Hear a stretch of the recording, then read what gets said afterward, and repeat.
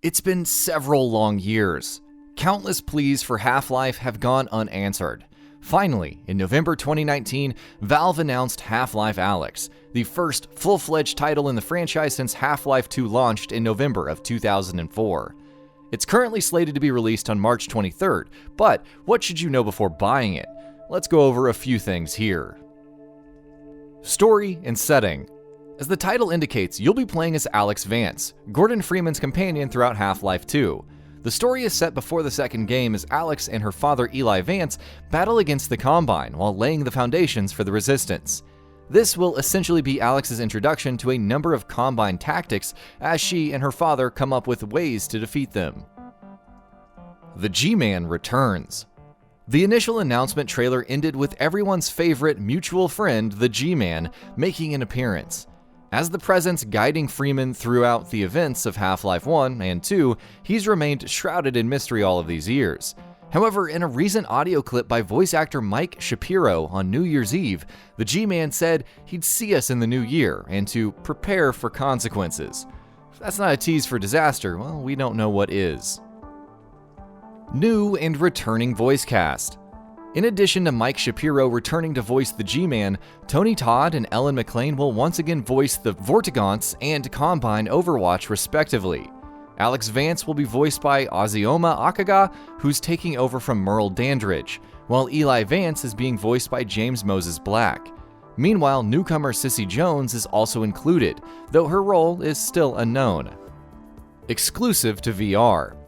Unlike previous titles, including many of Valve's flagship releases, Half-Life Alyx is exclusive to VR. Valve said that the project started as an exploration of VR.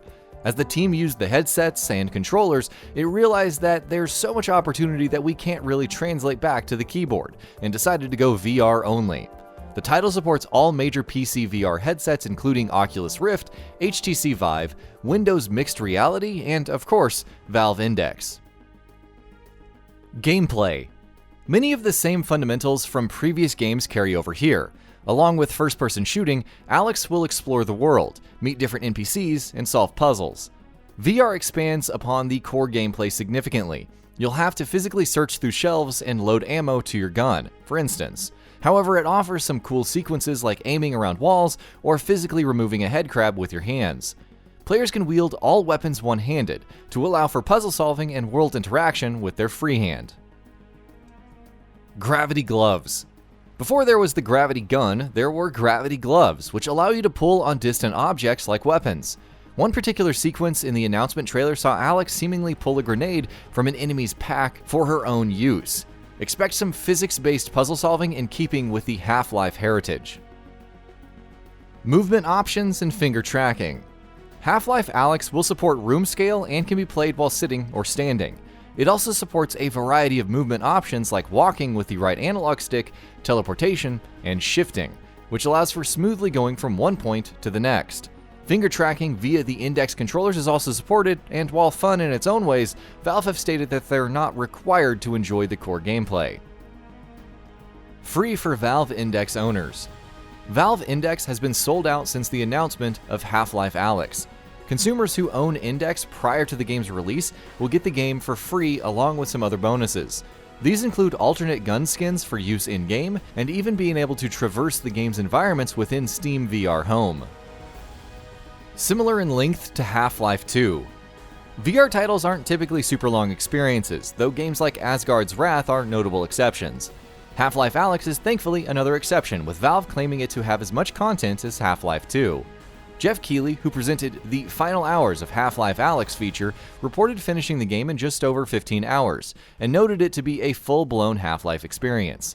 Valve has also said to The Verge previously that this is a linear title from beginning to end, with some branching paths, but still linear as a whole, and can be played for hours with the ability to save anywhere. Valve's largest development team. Over 80 Valve developers have worked on Half-Life Alyx, making it the company's single largest team ever. Whether this includes Campo Santo is unknown.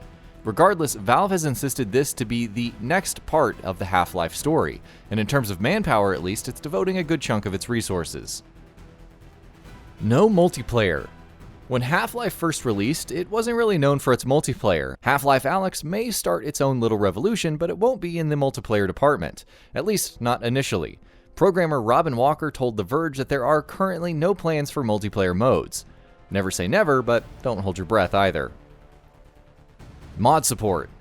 Despite the lack of multiplayer, it wouldn't be a Half-Life title without some kind of mod support.